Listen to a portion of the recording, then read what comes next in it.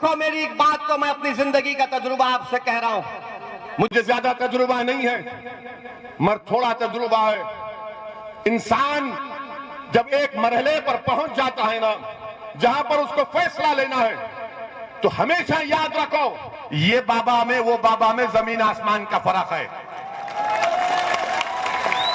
ये बाबा के दिल में इंसानियत से मोहब्बत है, ये बाबा के दिल में हर मजहब से मोहब्बत मानने वाले से मोहब्बत है। वो बाबा में मामला उल्टा है उनका, और ये बाबा नाम नहीं बदलना चाहते, ये बाबा ठोक दो की नहीं, ये दिल से लगाने की बात करते हैं। हमारे गले में सांप डाल दिया जाता है और हम इस सांप से बचाने की अपने आप को कोशिश करते हैं। ये सांप हमको ही डसता है, उनको नहीं डसता। हम बर्बाद होकर रह गए 60 साल। CAA का कानून मुसलमानों के लिए जिंदगी और मौत का कानून है, ये याद रखो मेरी इस बात को। योगी आदित्यनाथ हमको धमकी दे रहे हैं कि एक शख्स आ रहा है और माहौल को बिगाड़ रहा है। योगी आदित्यनाथ, उत्तर प्रदेश में कितना अच्छा माहौल है हमने देख लिया, मगर मैं भारत के मुसलमानों से और उत्तर प्रदेश के मुसलमानों से, उत्तर प्रदेश के सेकुलर जहन रखने वाले हिंदू भाइयों से कह रहा हूं कि CAA कानून के खिलाफ, ये कानून भी भारत के संविधान के खिलाफ है। ये मजहब की बुनियाद पर बनाया गया, मगर जब मैं इस बात का मुतालबा करता हूं, पूरी पार्लियामेंट में एक तरफ असदुद्दीन ओवैसी भारत के मुसलमानों की आवाज बनकर उनका नुमाइंदा बनने की कोशिश करते हुए, मैं और इम्तियाज जलील ने इस कानून को बीजेपी के 300 एमपियों के सामने कहा कि जिस तरह गांधी ने उस वक्त के अफ्रीका में सफेद फार्म हुकूमत के गलत कानून को फाड़ दिया था, ओवैसी भी इस कानून को फाड़ता है, इस कानून को रिजेक्ट करते हैं। कहां थी समाजवादी, कहां थी कांग्रेस? जब हमारा कानून हमारे खिलाफ बनता है तो खाली जुमले बोलकर बैठ जाते हैं। अगर याद रखो मेरी इस बात को, अगर CAA NPR NRC होगा तो जिस तरह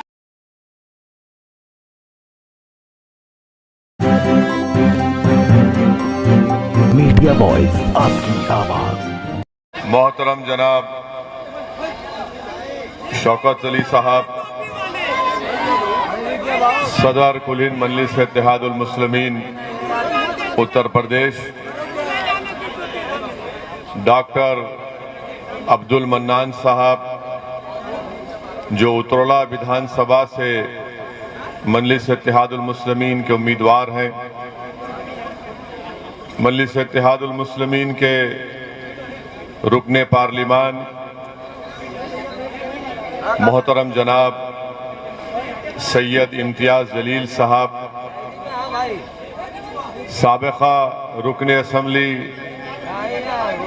मुंबई जनाब वारिस पठान साहब, मजलिस इत्तेहादुल मुस्लिमीन के कौमी तर्जुमान मोहतरम जनाब सैयद आसिम वखार साहब, शहनशीन पर तशरीफ फरमा हमारे जिले की खवातीन की सदर मोहतरमा शाइस्ता जबीन साहिबा, जिला सदर मोहतरम जनाब जैद निजामुद्दीन साहब, डाइस पर मंच पर बैठे हुए मोहतरम जनाब पंडित राम निवास शुक्ला साहब, हरिराम तिवारी साहब, हरिओम वर्मा साहब, विजय कुमार पांडे साहब, सुरेश वर्मा साहब, उतरौला विधानसभा के मेरे तमाम मजलिस की रुफ़ा, गयूर नौजवानों, बुजुर्गान कौम और मिल्लत, पसे पर्दा बैठकर सुनने वाली मेरी इज़्ज़तदार माँ और बहनों, मैं आप तमाम का दिल की गहराइयों से आपका शुक्रिया अदा करता हूँ कि आपने आज के इस जलसे में अपना कीमती वक्त निकालकर आपने इस जलसे में शिरकत की। आपका बेहद शुक्रिया। और इतनी बड़ी तादाद में आप तमाम का यहाँ पर जमा होना इस बात का पैगाम देता है कि इंशाअल्लाह ताला जब 3 महीने के अंदर उत्तर प्रदेश में विधानसभा के चुनाव होंगे, इंतखाबात होंगे, तो यकीनन आप तमाम अपनी दुआओं से, अपने वोट से, अपनी वाबस्तगी से, अपने मशवरों से यहां से अब की बार इंशाअल्लाह ताला आप एक नया विधायक जिसका नाम डॉक्टर अब्दुल मन्नान होगा, आप उनको कामयाब करेंगे। मेरे अजीज दोस्तों और बुजुर्गों, चौथी बात यह है कि आपको एक अच्छे और मुखलिस शख्स को यहां से, इस असेंबली के हलके से, इस विधानसभा से बहैसियते अपना विधायक बनाकर उत्तर प्रदेश की विधानसभा में भिजाना बहुत जरूरी है, क्योंकि ना सिर्फ ये उतरौला बल्कि पूरे बलरामपुर जिले के लिए आपको एक काबिल, बेबाक और निडर विधायक की जरूरत है, जो उत्तर प्रदेश की विधानसभा को सिर्फ कामयाब होकर जाकर ना बैठे, बल्कि वो कामयाब होकर उत्तर प्रदेश की विधानसभा में जब उतरौला की जनता उसको भिजाएगी तो वो उतरौला विधानसभा के जो तकालीफ हैं, जो मसाइल हैं, उसका हल तलाश करे। आपकी तकालीफ को वो अपनी जबान से उत्तर प्रदेश की विधानसभा में उठाए, चाहे मुख्यमंत्री किसी का भी हो। उतरौला की जनता को ऐसे एमएलए और विधायक की रुकने असेंबली की जरूरत है जो इस विधानसभा को, जो यहां पर तरक्याती काम ठप होकर रह गए, उन काम को हल करवा सके। और मुझे ये कहने में कोई शर्मिंदगी नहीं है कि इस विधानसभा में उतरौला के असेंबली हलके में सबसे बड़ा मसला रोड का मसला है। यहां पर रोड है ही नहीं, और मैं तो चाहूंगा कि नरेंद्र मोदी और उत्तर प्रदेश के मुख्यमंत्री गाड़ी में सफर करें, लखनऊ से यहां तक आए, और अगर उनकी कमर में और सर में दर्द ना हो तो हम भी कहेंगे कि रोड है यहां पर। उतरौला में, बलरामपुर में कहीं पर भी रोड नाम की चीज नहीं है। रोड की सख्त जरूरत है। मैं आपसे वादा कर रहा हूं कि आप डॉक्टर अब्दुल मन्नान को कामयाब करिए, इंशाअल्लाह ताला हम इस अहम मसले को हल करेंगे। दूसरा, मैं उतरौला विधानसभा के उन किसानों से वादा कर रहा हूं जो गन्ने को उगाते हैं और बजाज चीनी मिल से उनको उनकी कीमत नहीं मिलती। आप डॉक्टर अब्दुल मन्नान को कामयाब करिए। 48 घंटे के अंदर ये विधायक उस चीनी मिल के सामने बैठकर उनका इलाज करवा के आपको अपनी कीमत दिलवाएगा। आप डॉक्टर अब्दुल मन्नान को यहां से अपना एमएलए विधायक बनाइए, तो जो पॉलिटेक्निक और आईटीआई कॉलेज की बिल्डिंग का काम बरसों से चल रहा है, और अगर यहां से आप डॉक्टर अब्दुल मन्नान को कामयाब नहीं करेंगे तो वो बिल्डिंग का काम सुबह क़यामत तक चलता रहेगा और मुकम्मल नहीं होगा। आप मंजलिस को कामयाब करिए, वो पॉलिटेक्निक और आईटीआई की बिल्डिंग का काम इंशाअल्लाह ताला डॉक्टर अब्दुल मन्नान आपके दुआओं से और आपकी ताईद और ताकत की बिना पर उसको मुकम्मल करवाएंगे।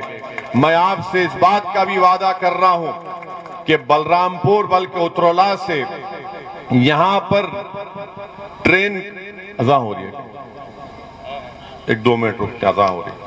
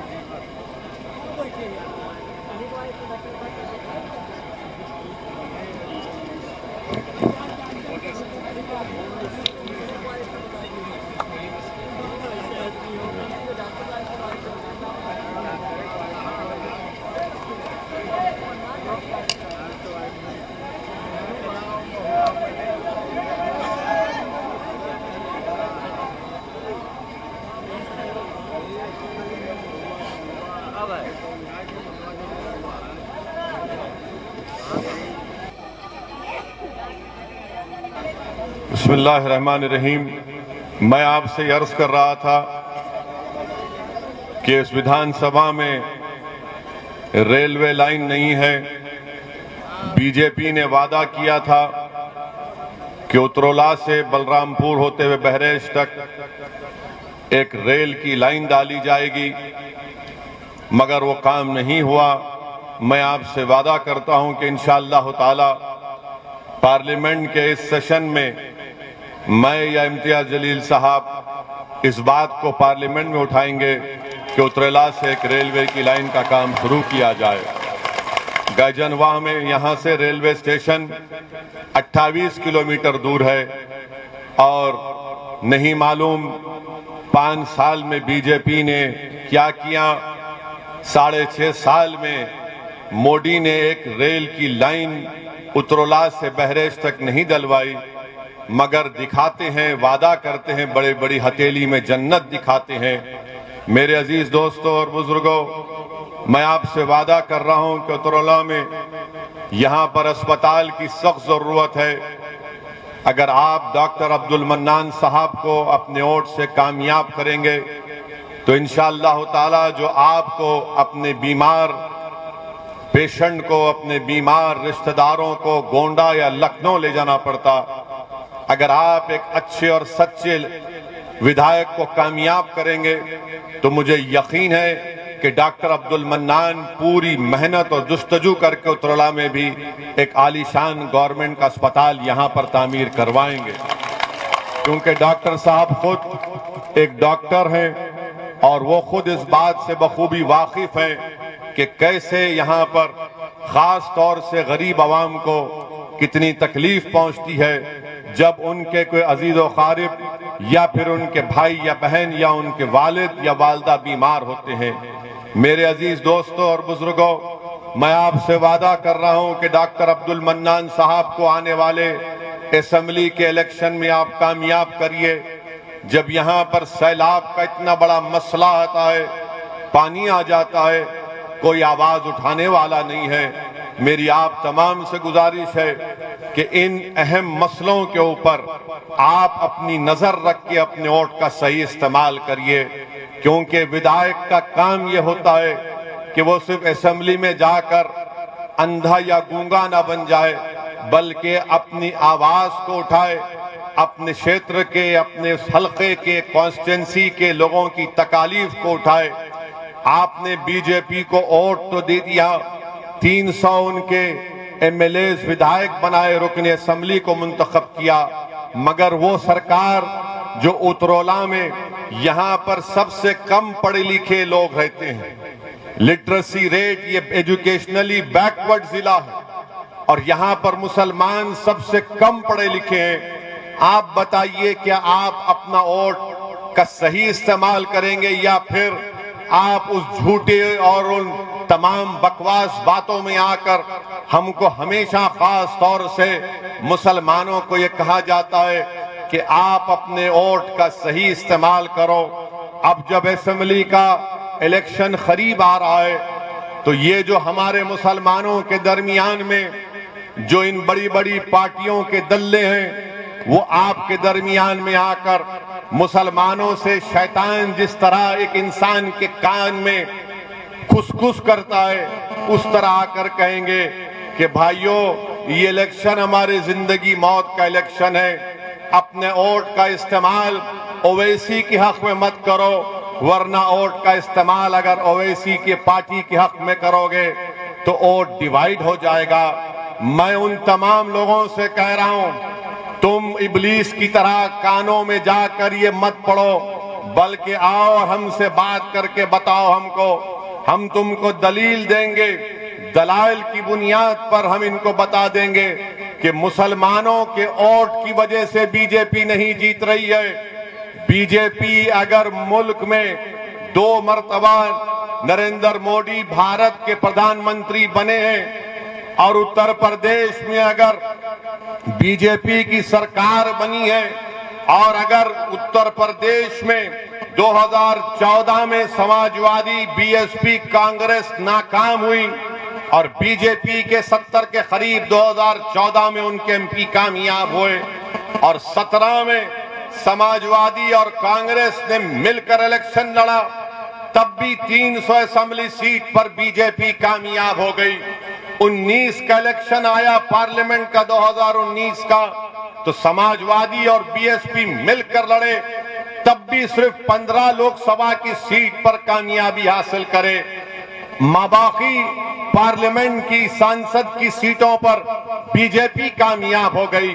मैं आपको बड़ी ईमानदारी से कह रहा हूं और पूरी जिम्मेदारी के साथ आपसे कह रहा हूं कि 2014 में भी भारत के मुसलमानों में सिर्फ 8% मुसलमानों ने बीजेपी को वोट दिया था और 2014 में नरेंद्र मोदी को 34% हमारे हिंदू भाइयों ने वोट दिया था और जब 2017 के असेंबली के उत्तर प्रदेश के इंतखाबात आए तो 40% हमारे हिंदू भाइयों ने बीजेपी को वोट दिया। जब 2019 के पार्लियामेंट के इलेक्शन आए तो उत्तर प्रदेश में 75% हमारे हिंदू भाइयों ने बीजेपी को वोट दिया। 2019 में 75% मुसलमानों ने समाजवादी और बीएसपी को वोट दिया, तब भी उनके 15 जीते। मैं उत्तरोला के उन तमाम जिम्मेदारों से अर्ज कर रहा हूं, खास तौर से जहां पर जो सेकुलर जहन रखने वाले हमारे हिंदू भाई और बहन हैं, हमारे दलित और ओबीसी भाई और बहन हैं, हमारे मुसलमान हैं, मैं उनसे कह रहा हूं कि ये आदादो शुमार है, ये रिकॉर्ड मैं आपके सामने रख रहा हूं, फैसला आपको करना है। अपने वोट को जाया मत करो। याद रखो, अगर आप उत्तरोला से डॉक्टर अब्दुल मन्नान को कामयाब करेंगे तो यकीनन बातिल तूफानों में आप एक चिराग को रोशन करने के बराबर होगा। ये फिरका परस्ती के सैलाब में डॉक्टर अब्दुल मन्नान की कामयाबी एक उम्मीद की किरण नजर आएगी, न सिर्फ उत्तरोला की आवाम और जनता के लिए बल्कि वो सेकुलर जहन रखने वाले उन तमाम भारत के लोगों को जिनके दिलों में आज भी गांधी, अंबेडकर की मोहब्बत बरकरार है। हाँ, अगर वो लोग कामयाब होंगे तो याद रखो ये कामयाबी सेकुलरिज्म की नहीं होगी। आपको और मुसलमानों को खास तौर से ये कहा जाता है कि सेकुलरिज्म को बचाना है, सेकुलरिज्म को बचाना है। मैं इनसे पूछना चाहता हूं, क्या सेकुलरिज्म को बचाना सिर्फ भारत के मुसलमानों की जिम्मेदारी है? क्या सेकुलरिज्म को बचाना हिंदुओं की जिम्मेदारी नहीं है? क्या सेकुलरिज्म को बचाना 9% यादवों की नहीं है? 9% यादव है और 2-2 मर्तबा उनका मुख्यमंत्री बन जाता है। क्या सेकुलरिज्म को बचाना हमारे दलित भाइयों की जिम्मेदारी नहीं है? क्या सेकुलरिज्म को बचाना हमारे ओबीसी भाइयों की जिम्मेदारी नहीं है? क्यों नहीं ये सब लोग मिलकर इनसे कहते हैं कि सेकुलरिज्म को बचाओ, मगर सेकुलरिज्म को बचाना सिर्फ मुसलमानों के गले में जिम्मेदारी डाल दी जाती है, हमारे गले में सांप डाल दिया जाता है और हम इस सांप से बचाने की अपने आप को कोशिश करते हैं। ये सांप हमको ही डसता है, उनको नहीं डसता। हम बर्बाद होकर रह गए। 60 साल भारत के मुसलमानों ने सेकुलरिज्म के नाम पर इन तमाम नाम निहाद सेकुलर पार्टियों को वोट दिया। बताओ क्या हासिल किया आपने? बताओ मुसलमानों, बताओ आपने क्या हासिल किया? आपने समाजवादी को इख्तियार दिया, मुलायम सिंह यादव को मुख्यमंत्री बनाया, आपने वोट दिया, अखिलेश को मुख्यमंत्री बना दिया, आपने बहन मायावती को मुख्यमंत्री बनाया, उससे पहले बरसों आपने लोकदल और कांग्रेस को वोट दिया। अरे बताओ, क्या तुम्हारे पास कोई तरक्की हुई? क्या तुमने कुछ हासिल किया? ये भी आपको बता रहा हूं कि हुकूमत की तरफ से ये बात नहीं बताई जाती, बल्कि माहिरीन ये कहते हैं कि भारत में अगर कोई बेटा अपने बाप से कम कमाता है अगर कोई बेटा अपने बाप से कम पढ़ा लिखा है, अगर कोई बेटा अपने बाप से गरीब है, वो कौन है? वो मुसलमान है, वो मुसलमान है। और मैं सच्चाई के साथ आपसे कह रहा हूं, अपने घर में अपने बेटे को देखो, कहां है तुम और कहां है तुम्हारा बेटा? तुम अपनी जवानी में अगर आज कोई 60 साल का है तो अपने दिल पर हाथ रखकर पूछो कि अगर तुम्हारा बेटा 25 साल का है तो तुम 25 साल में क्या कमाते थे? उससे कम तुम्हारा बेटा आज कमा रहा है। इसको इंटर जनरेशन मोबिलिटी कहती है। ये मुसलमानों में सबसे कम है। सबसे उत्तर प्रदेश में सिर्फ 2% मुसलमान ग्रेजुएट होते हैं, सिर्फ 2%। उत्तर प्रदेश में सबसे ज्यादा बच्चे और बच्चियां स्कूल के बाहर है, मुसलमान है। कौन इसका जिम्मेदार है? ओवैसी जिम्मेदार है। कौन जिम्मेदार है इसका? इसका जिम्मेदार आप हैं, क्योंकि आपको धोखा दिया गया। आपको हर चुनाव में आकर कहा गया कि जिंदगी और मौत की बात है, सेकुलरिज्म का मामला है, मुसलमानों एक होकर कभी समाजवादी को दे दो, कभी बीएसपी को दे दो। मुसलमानों इस चुनाव में तुमको एक होना है, अपने लिए, अपने मुस्तकबिल के लिए, अपने नौजवानों के मुस्तकबिल के लिए। आपने हमेशा वोट दिया इन पार्टियों को, मगर क्या तुमने कभी वोट दिया अपने आप को? क्या तुमने काम वोट दिया अपनी तरक्की के लिए, अपने बच्चों के स्कूल के लिए, उतरौला में एक रेलवे की लाइन के लिए, उतरौला में स्कूल और पॉलिटेक्निक के लिए, उतरौला में चीनी के मिल में कीमतों को दिलाने के लिए? यही बात मैं आपसे अर्ज करने आया हूं कि आपको अपने वोट का सही इस्तेमाल करना है। डरने और घबराने की जरूरत नहीं है। अपने वोट से अपनी पार्टी के उम्मीदवार को कामयाब करिए। कोई समाजवादी का, बीएसपी का, कांग्रेस का कोई आकर कहेगा कि अगर डॉक्टर मन्नान कामयाब होगा तो क्या कर लेगा वो? कोई पूछेगा आपसे कि अगर मंजलिस के 10-15 एमएलए इंशाअल्लाह उत्तर प्रदेश में कामयाब हो गए तो क्या करेंगे? मैं उनको कह रहा हूं, आपसे मुखातिब हूं, अगर आपके दिल में ये वसवसा है, अगर आपके दिल में सवाल है, तो इसका जवाब यही है कि पूरे भारत की पार्लियामेंट में 540 के करीब पार्लियामेंट के सांसद के मेंबर हैं। उन 540 में मंजलिस के सिर्फ 2 हैं, और अल्लाह का इतना बड़ा करम है, सदका नबी करीम सल्लल्लाहु अलैहि वसल्लम का, कि जब ये 2 दीवाने खड़े हो जाते पार्लियामेंट को हिला के रख देते हैं। आपको इस तरह की जरूरत है, आपको इस तरह के विधायक और एमपी की जरूरत है। आपको कोई कव्वाली पार्टी में कोई हारमोनियम बजाने वाले की जरूरत नहीं है आपको। अगर ये पार्टी के जीत भी जाते तो क्या करते? आपने देखा कभी कव्वाली को? एक थाली मारने वाला होता है, एक तबलची होता है, एक हारमोनियम बजाता है, एक राग खींचता है। एक रब अब आगे इलेक्शन आ गया तो पूरी कव्वाली पार्टी आ गई मंजलिस के खिलाफ। एक हारमोनियम बजा रहा है, एक राग बजा रहा है, एक तबलची है। अरे तुम जो काम कर रहे हो, मैं मंजलिस के मुखालिफिन से कह रहा हूं, अरे तुम तो उस तवाइफ से भी बदतर हो। कम से कम वो अपना पेट काटने के लिए करती है, तुम तो कौम का मुस्तकबिल बर्बाद कर रहे हो। तुम तो कौम का मुस्तकबिल बर्बाद कर रहे हो। बताओ आपने क्या हासिल किया? आपके पास में ये आदादो शुमार, ये फैक्ट्स एंड फिगर्स दे रहा हूं, कुछ जवाब नहीं दे सकते हमारे दलाइल का। सिर्फ यही कहते हैं कि ओवैसी जज्बाती तकरीर करता है। हां, जिंदा हूं तो जिंदगी का सबूत देना पड़ेगा। जो मुर्दा है उसमें जज्बात नहीं होते। अल्लाह ने दिमाग दिया, सोचने और समझने का सलीका दिया। अल्लाह ने दिमाग दिया कि उठाओ ना इंसाफी के खिलाफ आवाज उठाओ तो उठाता हूं। अल्लाह ने दिमाग दिया, अल्लाह ने एहसास दिया इंसान को कि जालिम का साथ मत दो, मजलूम का साथ दो, तो बोलते रहते हैं। अब जो मुर्दा हो चुके हैं, जिनका जमीर मर चुका, जिनकी आंखों पर पर्दा पड़ चुका, जिनके पास सोचने और समझने का सलीका छीन लिया गया, वो क्या महसूस करेंगे किसी मजलूम की तकलीफ को? वो सिर्फ इलेक्शन में आकर कहेंगे कि सेकुलरिज्म को बचाओ, वोट को टूटने मत दो, इनको कामयाब करो। अरे जब 9% यादव 2-2 बार अपना मुख्यमंत्री बना लेते हैं, तो क्या उत्तर प्रदेश की विधानसभा में आप मजलिस के 15-20 अरकान असेंबली को कामयाब नहीं कर सकते? क्या बुतुल्लाह से डॉक्टर मन्नान को कामयाब नहीं कर सकते? कर सकते हैं इंशाअल्लाह ताला। और आपको करना है, बताना है। लोग यहां पर बैठकर, याद रखो मेरी एक बात, तो मैं अपनी जिंदगी का तजुर्बा आपसे कह रहा हूं। मुझे ज्यादा तजुर्बा नहीं है, मगर थोड़ा तजुर्बा है।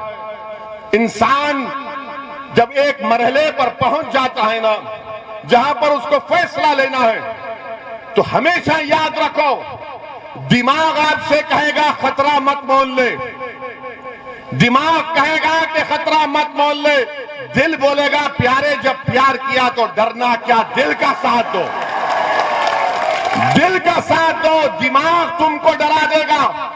तुम दिमाग से पूछोगे अल्लाह कहाँ है, तो दिमाग से सवाल, दिमाग बोलेगा कहाँ है अल्लाह, दिल बोलेगा अरे प्यारे जमीन और आसमान का खालिक तो वही है। जो बगैर देखे जिस पर ईमान लाना, वो दिमाग का काम नहीं, वो दिल और दिमाग का काम है। तो सिर्फ दिमाग के गुलाम मत बन जाओ, दोनों को इस्तेमाल करो।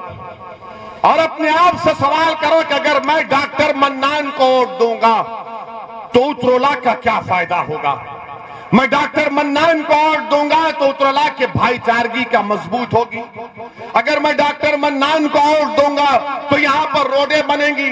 अगर मैं डॉक्टर मन्नान को वोट दूंगा यहां पर अस्पताल बनेगा। अगर डॉक्टर मन्नान को वोट दूंगा तो पीने के पानी का मसला हल होगा। अगर मैं डॉक्टर मन्नान को वोट दूंगा तो क्या मेरा विधायक लखनऊ जब जाएगा तो क्या खाली अपनी गाड़ी में टाई टाई लगाकर खामोश हो जाएगा, या फिर असेंबली में जाकर लखनऊ की विधानसभा में आपकी आवाज बनेगा, लखनऊ की हुकूमत के सामने आपके मसाइल को बयान करेगा? ये फैसला आपसे लेने की मैं गुजारिश कर रहा हूं। इन बात पर आप गौर करो। डरने और घबराने की कोई जरूरत नहीं है। याद रखो मेरे अजीज दोस्तों और बुजुर्गों, फिरौन को भी बड़ा गुरूर था, फिरौन को बड़ा गुरूर था कि मेरा इख्तिदार खत्म नहीं होगा। अब ये मुख्यमंत्री और नरेंद्र मोदी को भी बड़ा गुरूर है कि हम इख्तिदार पर रहेंगे आइंदा 20 साल। इंदिरा गांधी को भी यही ख्याल था कि मुझे कोई नहीं हरा सकता, मगर सियासी तारीख गवाह है कि जिस किसी ने यह समझ लिया कि इख्तिदार पर हमेशा रहेंगे, कुदरत ने उनको इख्तिदार से बेदखल किया। इंशाअल्लाह ताला वो दिन दूर नहीं है जब उत्तर प्रदेश में योगी और बीजेपी की सरकार नहीं बनेगी इंशाअल्लाह ताला। मगर मेरे अजीज दोस्तों और बुजुर्गों, मेरे गयूर नौजवानों, आपको अपने उत्तरोला से अपने एक बेहतरीन विधायक को कामयाब करके लखनऊ को भिजाना है। उत्तरोला की तरक्की के लिए आपको यहां पर उनको कामयाब और कामरान करना है। अब कोई ये हमारे मीडिया के लोग ये पूछेंगे कि ओवैसी साहब आपने बहुत बोल दिया, बीजेपी को ज्यादा नहीं बोलते आप। यानी हमारी तकरीर के अल्फाज और जुमलों को ये सेकुलर, कम्युनल, लिबरल ये लोग इसको तोलते हैं। कितना बोले? 40% बाबा को बोले तो क्या 50% अखिलेश को क्यों बोल दिए? ये तोलते हैं। और जब मोदी के सभा में जाते हैं तो ऐसा बैठते हैं, हाँ पप्पा जी बोल रहे हैं। समाजवादी के सभा में जाते हैं तो भाई नेता बोल रहा है, भैया जी बोल रहे हैं। और हम जब बोलते हैं तो कितना बोले तोलते हैं। हम क्या कोई टमाटर बेच रहे हैं यहां पर?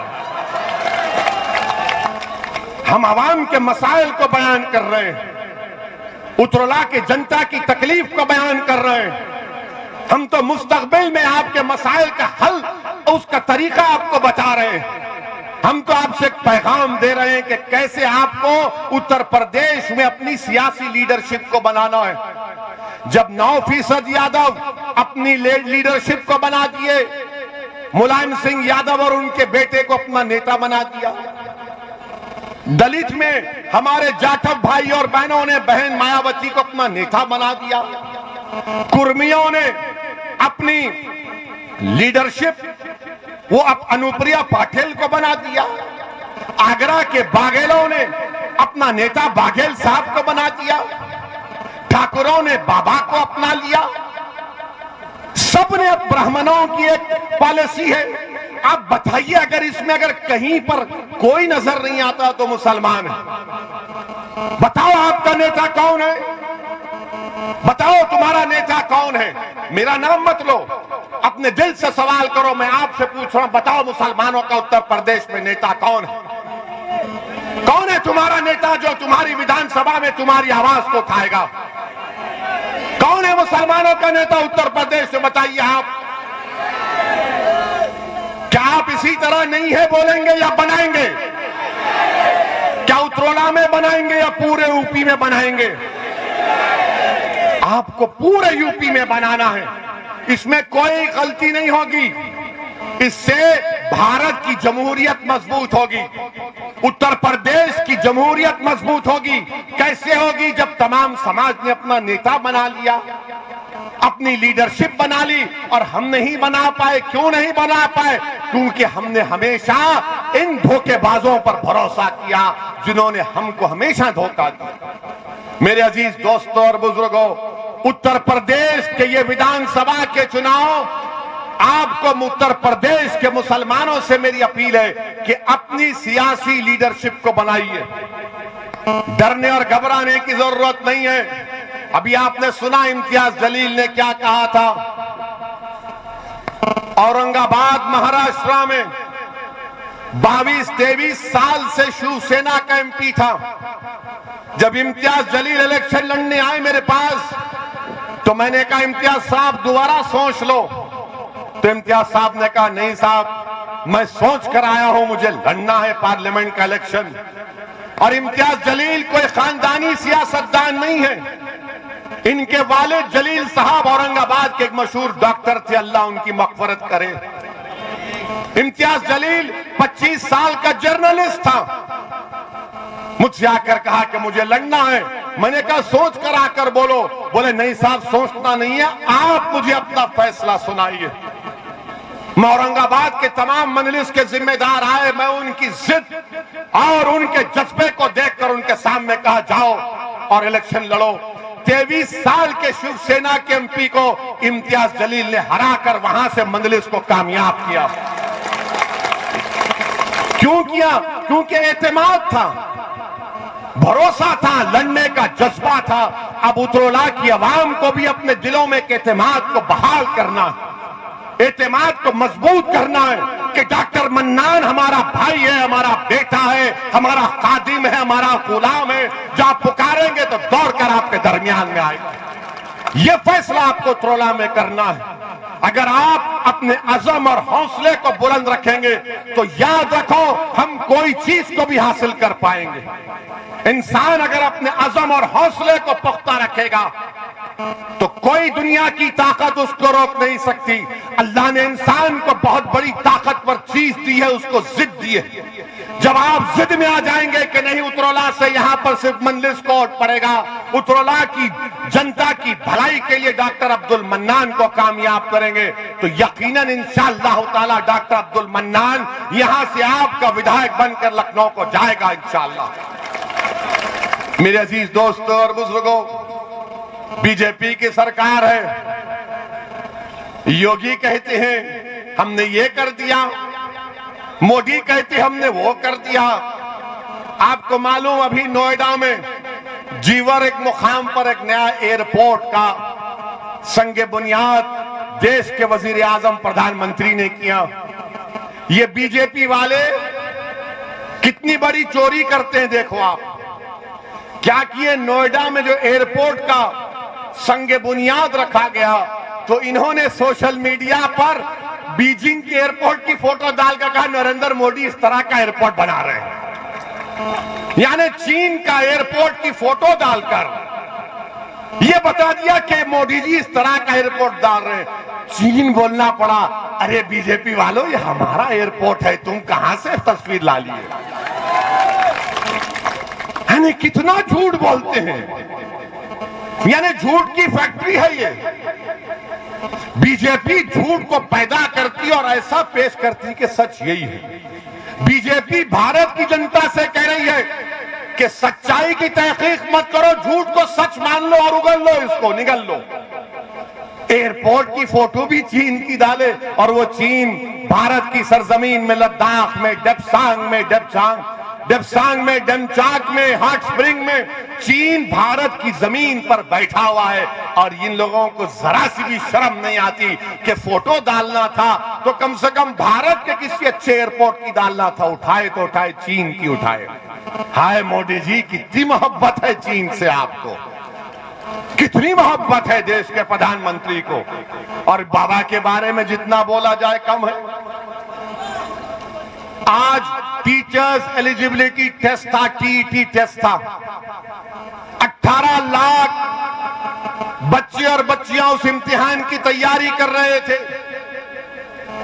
एक रात पहले यानी कल रात अपने सेंटर पर जाकर कड़कड़ाती ही सर्दी में सेंटर के बाहर लेटकर बैठे थे रात भर। मगर जब सुबह इम्तिहान हॉल में गए तो मालूम हुआ कि योगी आदित्यनाथ की सरकार में टीईटी का पेपर लीक हो गया। इम्तिहान का पेपर बाबा लीक हो गया और वो बच्चे जो महीनों से तैयारी कर रहे थे गरीब परिवार के, उनसे कहा गया कि अब दोबारा आइंदा महीने इम्तिहान होगा। बीजेपी वालों, तुम एक इम्तिहान का पेपर नहीं बचा सकते, तुम उत्तर प्रदेश के गरीब को क्या बचाओगे? एक इम्तिहान का पेपर बीजेपी नहीं बचा पाई, वो भी लीक हो गया। बाबा, ये ठोक दो की पॉलिसी में पेपर कैसा लीक हो गया? बताओ योगी आदित्यनाथ, तो आप तो कहते हैं ठोक देंगे, नाम बदल देंगे। अब बाबा बोलेंगे कि टीईटी का नाम बदल देता हूं, पेपर लीक नहीं होगा।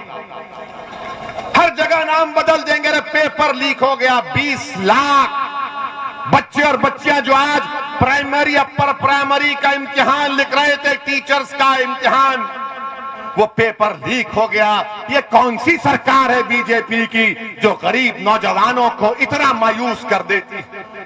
और फिर मेरे अजीज दोस्तों और बुजुर्गों, आपको मालूम कि उत्तर प्रदेश में गाय की बहुत इज्जत है, मुसलमान की नहीं है। गाय को इंसान से बड़ा इज्जत दी जाती है। ये मैं जिम्मेदारी के साथ कह रहा हूं। हमारे मंच पर हमारे पंडित रामनिवास शुक्ला जी बैठे, हम उनके बाजू बैठे। अब टीवी वाले पूछेंगे ये ओवैसी बाबा के बाजू कैसे बैठ गया? ये बाबा में वो बाबा में जमीन आसमान का फर्क है। ये बाबा के दिल में इंसानियत से मोहब्बत है। ये बाबा के दिल में हर मजहब से मानने वाले से मोहब्बत है। वो बाबा में मामला उल्टा है उनका। और ये बाबा नाम नहीं बदलना चाहते। ये बाबा ठोक दो की नहीं, ये दिल से लगाने की बात करते हैं।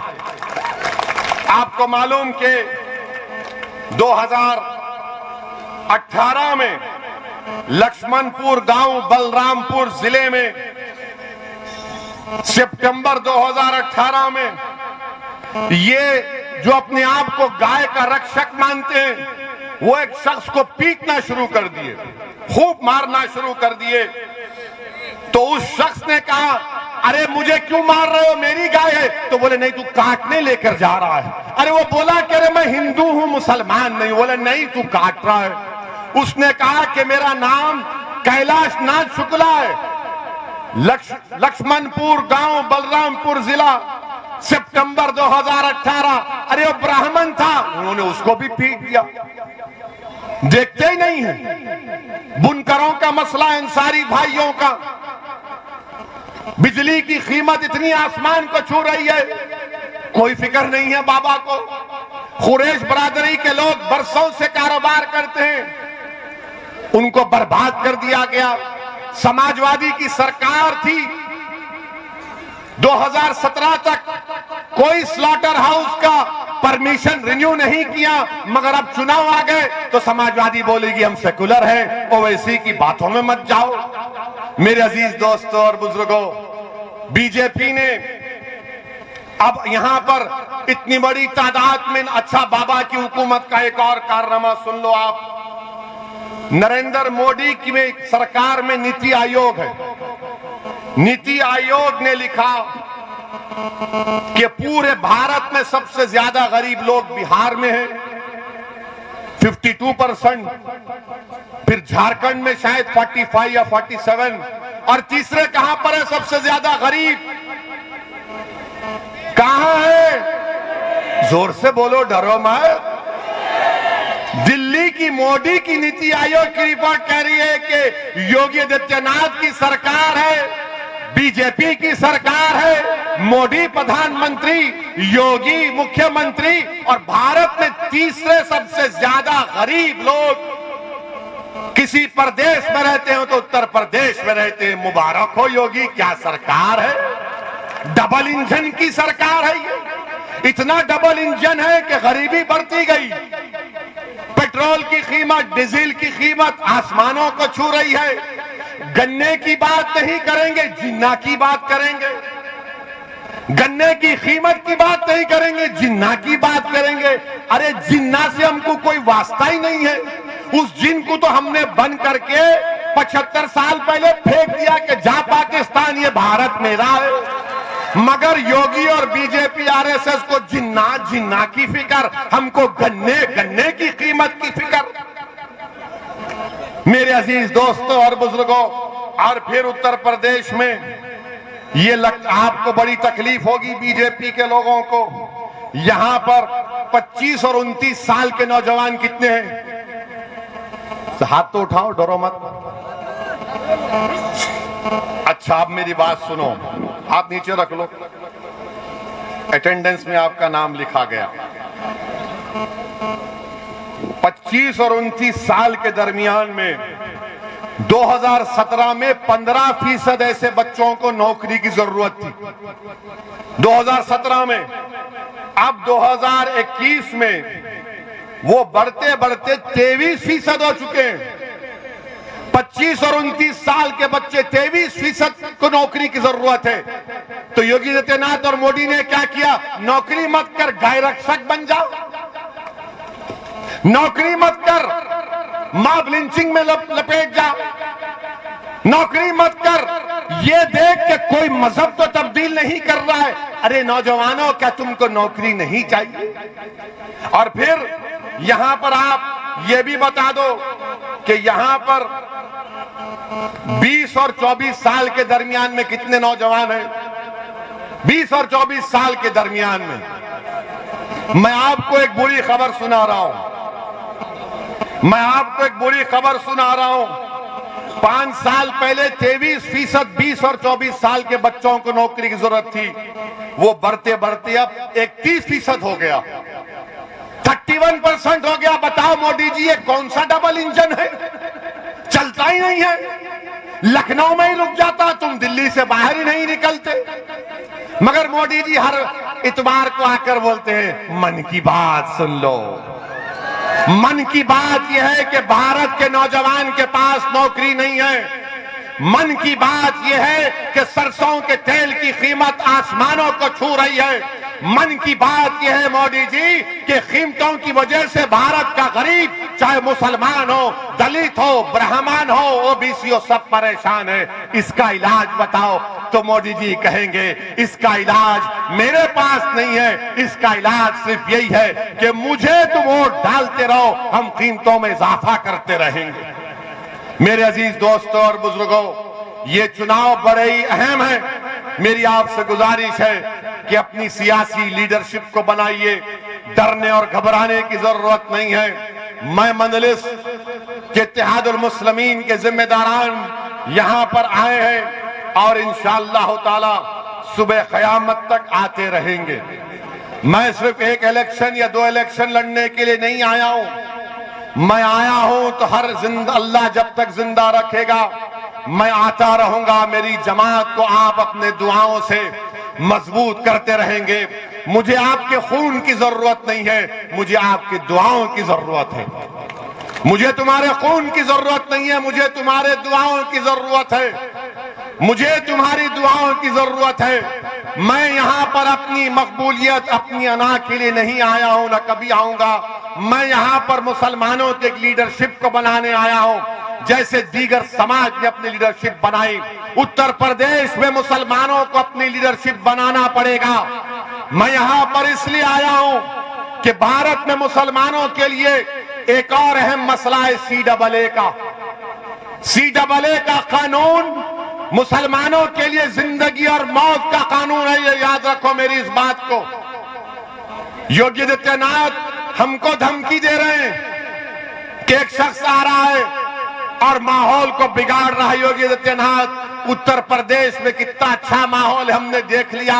आज टीटी का इम्तिहान में पेपर लीक हो गया, मगर मैं भारत के मुसलमानों से और उत्तर प्रदेश के मुसलमानों से, उत्तर प्रदेश के सेकुलर जहन रखने वाले हिंदू भाइयों से कह रहा हूं कि CAA कानून के खिलाफ हमको आवाज उठाना है। इस कानून को नरेंद्र मोदी की सरकार को वापस लेना है। जैसा किसानों के एहतजाज पर मोदी ने उन किसान कानून को वापस लिया, ये कानून भी भारत के संविधान के खिलाफ है। ये मजहब की बुनियाद पर बनाया गया, मगर जब मैं इस बात का मुतालबा करता हूं, पूरी पार्लियामेंट में एक तरफ असदुद्दीन ओवैसी भारत के मुसलमानों की आवाज बनकर उनका नुमाइंदा बनने की कोशिश करते हुए, मैं और इम्तियाज जलील ने इस कानून को बीजेपी के 300 एमपीओं के सामने कहा कि जिस तरह गांधी ने उस वक्त के अफ्रीका में सफेद फाम हुकूमत के गलत कानून को फाड़ दिया था, ओवैसी भी इस कानून को फाड़ता है, इस कानून को रिजेक्ट करते हैं। कहां थी समाजवादी, कहां थी कांग्रेस? जब हमारा कानून हमारे खिलाफ बनता है तो खाली जुमले बोलकर बैठ जाते हैं। हम नरेंद्र मोदी सरकार से इस बात का मुतालबा करते हैं कि जिस तरह किसानों के कानून को वापस लिया गया, CAA, NRC, NPR को भी बंद होना चाहिए। अगर याद रखो मेरी इस बात को, अगर CAA, NPR, NRC होगा तो जिस तरह आसाम में 1.5 लाख मुसलमानों को अपनी शहरियत साबित करने के लिए कोर्ट को फॉरेनर्स ट्रिब्यूनल को जाना पड़ेगा, कहीं ऐसा ना हो जाए। इसलिए मैं आपसे अपील कर रहा हूं कि इस बात पर भी गौर करिए, मुत्तहिद रहिए, अपने वोट का इस्तेमाल करिए और उत्तरला के आने वाले इंतखाबात में मजलिस के उम्मीदवार करिए। अस्सलाम वालेकुम व रहमतुल्लाहि व बरकातहू।